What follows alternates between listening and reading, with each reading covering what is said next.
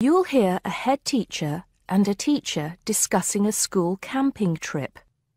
First, you have some time to look at questions 1 to 5.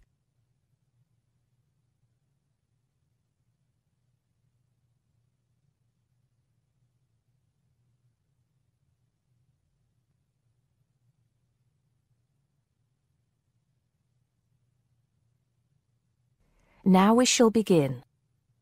You should answer the questions as you listen because you will not hear the recording a second time. Listen carefully and answer questions 1 to 5. Good morning, Mr. Thompson. Can I speak to you for a moment? Of course, Jamie. Come in. Have a seat. I've just finished looking through the reports for this term. It looks like the pupils are doing very well. Yes, I think they are. It's all going fine.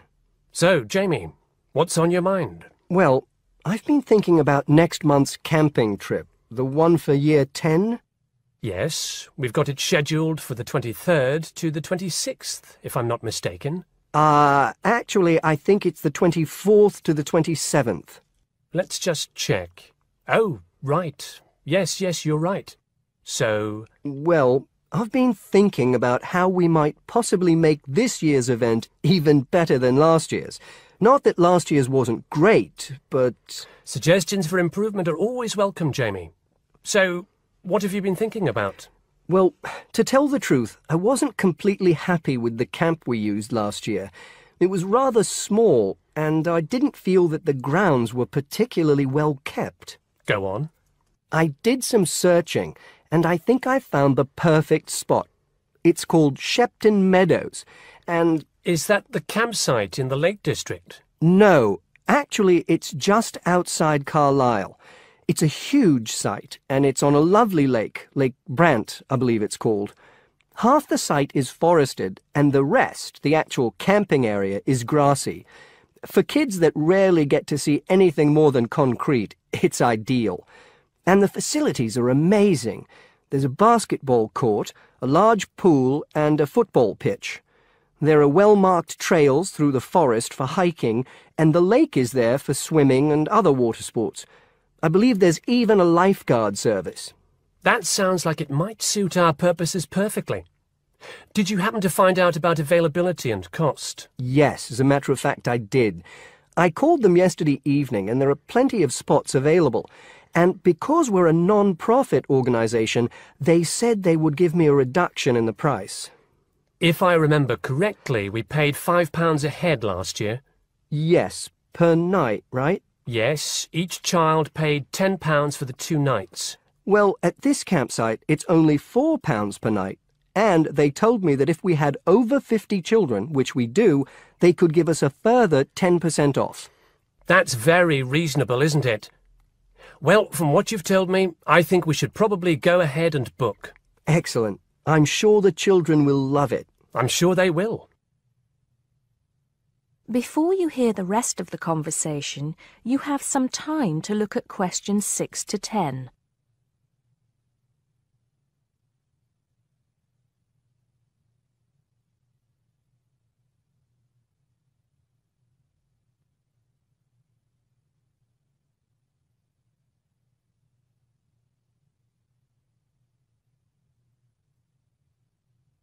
Now listen and answer questions 6 to 10. Now, Jamie, have you given any thought to an itinerary by any chance? As a matter of fact, I have. Wait 1 second. Yes, here it is. I've made a few notes. Okay, so, now, these are just ideas, of course. Yes, go on. Let's hear what you've got. Right. We time it so that we arrive at the camp around 7 on Friday evening. It'll still be light then, and we'll have plenty of time to set up camp and get ourselves settled in. At 8, we could have a barbecue, you know, hamburgers and hot dogs, something that's nice and easy to prepare. And that children love. Yes. Then, lights out would be at 9:30, so the children will get a good night's sleep and be up bright and early at 7 on Saturday morning. Breakfast would be at 7:30, an hour's hiking from 8 till 9, and then a couple of hours at the lake. That would take us up to 11. I think that an hour of free time would then be in order. Let them have a chance to explore a bit on their own, you know? Yes, great idea. And then? Let's see, a picnic lunch at 12, and then sports in the afternoon till 4. Another swim until 5, and then supper. After clean-up, around 6:30, we could have a talk-back session, where the children get a chance to discuss their day and anything else they might have on their minds. Then a campfire and sing-along at 8, back to the tents at 9:30, and, well, that takes care of Saturday. Excellent, excellent. That would certainly keep them busy. What about Sunday? Sunday, right. As on Saturday, same wake-up and breakfast times, and then I thought we could go on a bit of a day trip. There are some caves about an hour's walk from the camp, which I thought the children might find interesting. We could leave at 8, which would mean we'd get to the caves at 9. They could explore for a couple of hours, and we'd head back at 11. 12 o'clock would see us back at the meadows. An hour's swim, and then lunch at 1. Then we could have organised games in the afternoon until supper at 5. It would take us an hour to clean up our sites and pack up. We'd be on the buses at 6 and all set to head back into the city. Well now, you've certainly put a lot of thought into this, Jamie, and it's paid off. I think it sounds wonderful. I can't think of a thing that needs to be changed. Let's go for it. Brilliant! I'll get the itinerary printed up and put it up on the notice board this afternoon.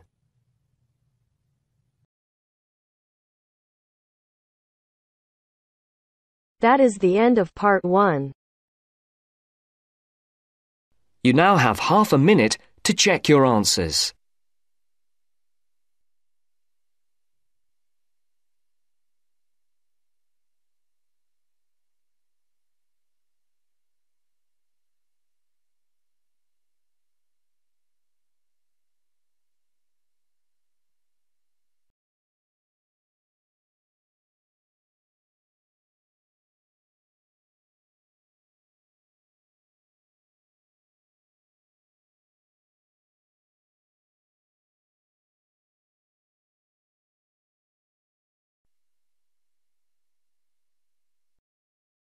Now turns to part 2. You are going to hear a talk about making the most of graduate school. First, you have some time to look at questions 11 to 16.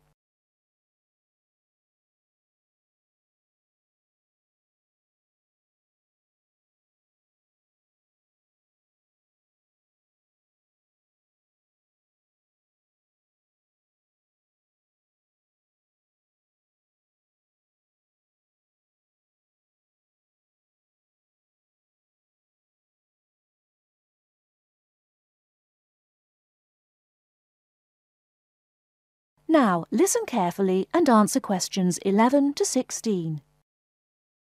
Entrance to the graduate school. My job now is to give you the graduate school survival guide and make some concise suggestions for getting the most out of your relationship with our research supervisor, getting the most out of what you read, and making continual progress with your research. First, your relationship with your supervisor. This is fundamental. Meet regularly. You should expect to meet once a week or at least every other week, because this will give you the motivation to make progress and also keeps your advisor aware of your work. Prepare for your meetings. Come to each meeting. Also, bring the notes from your previous meeting together with a list of any upcoming deadlines. Make a plan for what you hope to get out of each meeting. After the meeting, email your supervisor a brief summary. Include a list of major topics discussed, a list of what you agreed on, a note of any advice you may not want to follow, and a new summary of what you are planning to do. This helps avoid misunderstandings and provides a handy record of the progress of your research. Add a to-do list for yourself and your supervisor, including a reading list. Finally, add the time and date for the next meeting. My second main piece of advice is to keep your supervisor informed. Show him or her the results of your work as soon as possible. This helps your supervisor understand your research and identify any potential points of conflict early in the process. Include summaries of your work, including any results of experiments, and also anything you write about your research.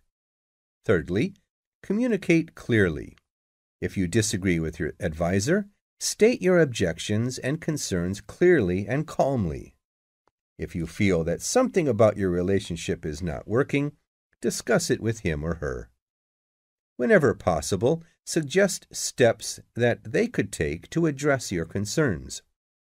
Under this heading, it is extremely important to take the initiative. You do not need to clear everything you do in your research with your advisor. He or she is busy too. You must be responsible for your own ideas and the progress of your work. Before you hear the rest of the talk, you have some time to look at questions 17 to 20.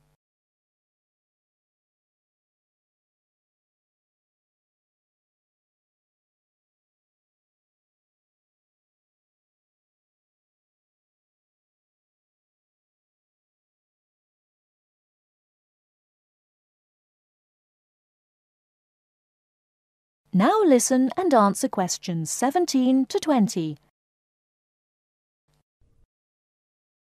The second section of my talk is about getting the most out of what you read.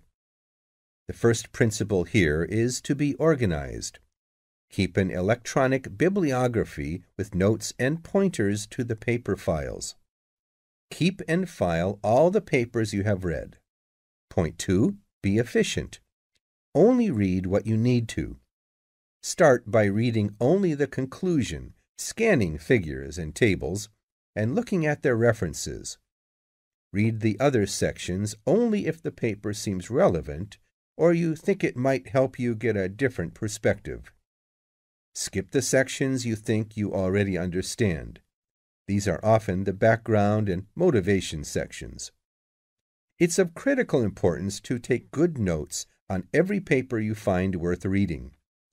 Note especially what problem the author is trying to solve, what approach they take to the problem, and how their approach differs from other approaches. Next, summarize what you have read on each topic. After you have read several papers on the same topic, note the key problems, the various formulations of the problem under consideration, the relationship between the various approaches and the alternative approaches you come across. Let me add one point you might not have already thought of. Read PhD theses. Even though they are long, they can be very helpful for quickly learning about what has been done in your field of interest. Focus particularly on the background sections and method sections. Don't forget to read your advisor's thesis. This will give you an idea of what he or she expects from you. The third section of my talk is about making continual progress with your research. Keep a journal of your ideas. Write down every issue you are thinking about, even if you think it is stupid.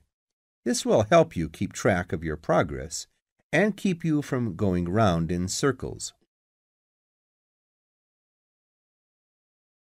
That is the end of part 2. You now have half a minute to check your answers.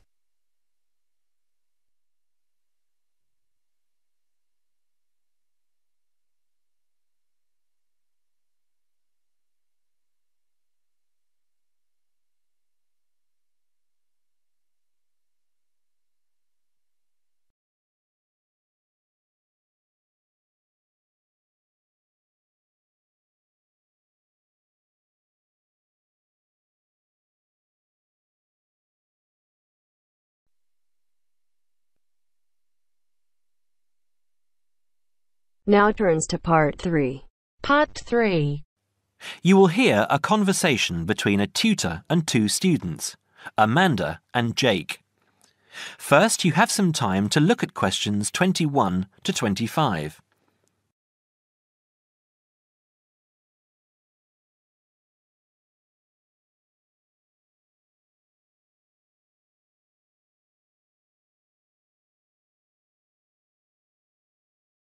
Now listen carefully and answer questions 21 to 25.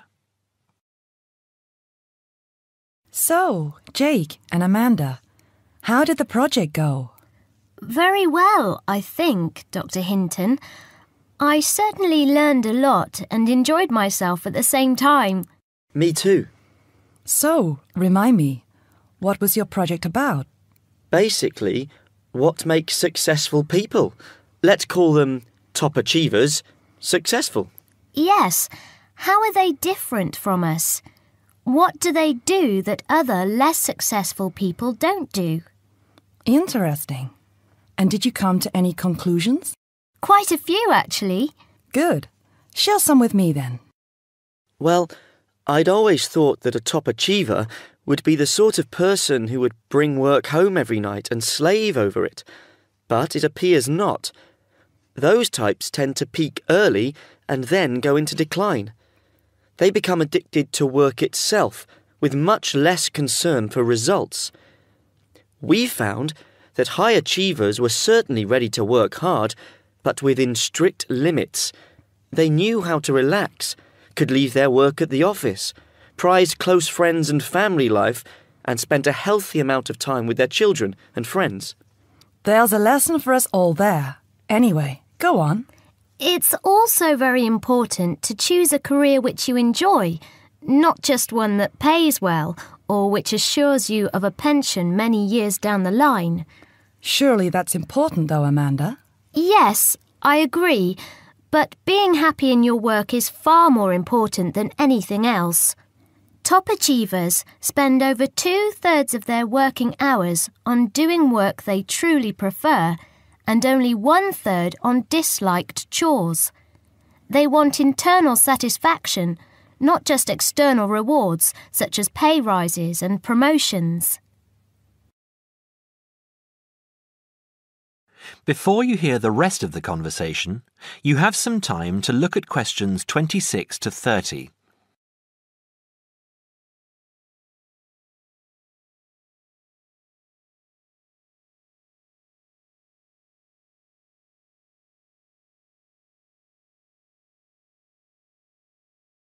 Now, listen and answer questions 26 to 30. Actually, in the end, they often have both, because they enjoy what they are doing, so their work is better and their rewards higher. Yes, Jake, that certainly makes sense. Now, can I ask you something? Do high achievers, as you call them, take many risks? Yes and no. I interviewed one business executive who told me he was able to take risks because he carefully considered how he could salvage the situation if it all went wrong. He imagined the worst that could happen, and if he could live with that, he went ahead. If not, he didn't take the chance. Other people prefer to stay in what I heard described as the comfort zone setting for security, even if it means settling for mediocrity and boredom too. Would you call top achievers perfectionists? Contrary to what I expected, no, I wouldn't.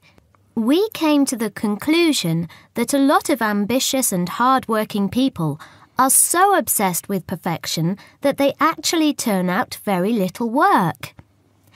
I happen to know a university teacher, a friend of my mother's, who has spent over 10 years preparing a study about a playwright.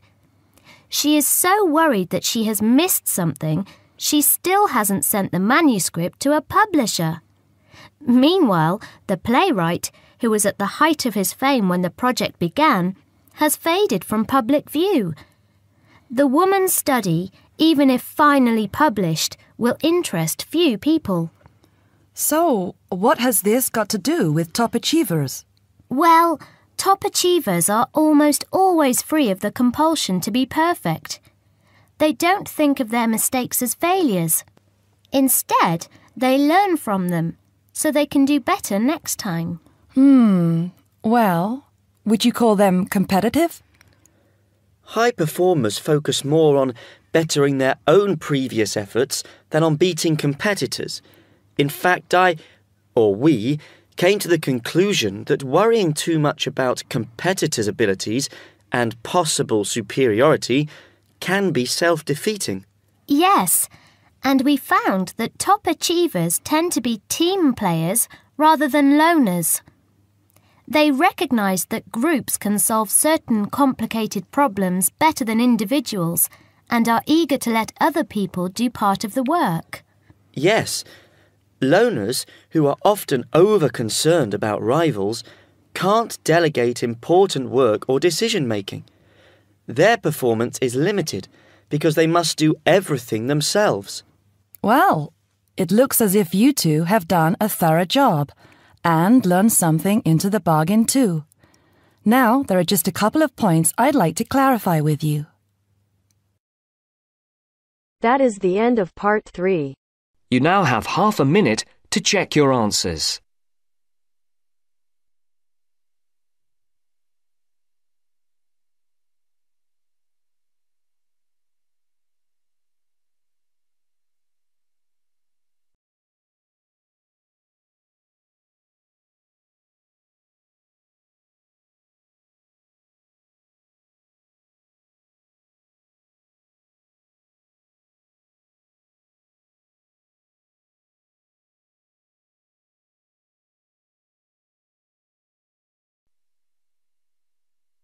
Now turns to part 4.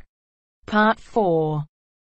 You will hear an environmental studies student giving a presentation about his project on saving an endangered species of plant.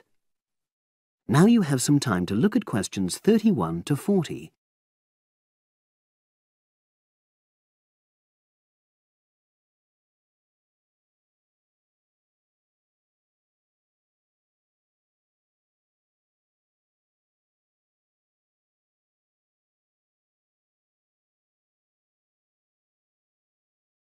Now listen and answer questions 31 to 40. For my presentation, I'm going to summarise what I've found out about efforts to save one plant species, the juniper bush. It once flourished in Britain and throughout the world's temperate zones, but over the last few decades has declined considerably. Before I go on to explain the steps being taken to save it in England, let me start by looking at some background information and why the juniper has been so important in cultural as well as ecological terms, historically and in the present day. Firstly, I want to emphasise the fact that juniper is a very ancient plant. It has been discovered that it was actually amongst the first species of plants to establish itself in Britain in the period following the most recent Ice Age. And, as I say, it has a much valued place in British culture. It was used widely as a fuel during the Middle Ages because when burnt, the smoke given off is all but invisible, and so any illicit activities involving fire could go on without being detected. For example, cooking game hunted illegally. It also has valuable medicinal properties. Particularly during large epidemics, oils were extracted from the juniper wood and sprayed in the air to try to prevent the spread of infection in hospital wards. And these days, perhaps its most well-known use is in cuisine, cooking, where its berries are a much valued ingredient, used to flavour a variety of meat dishes and also drinks. Turning now to ecological issues, juniper bushes play an important role in supporting other living things. If juniper bushes are wiped out, this would radically affect many different insect and also fungus species. We simply cannot afford to let this species die out.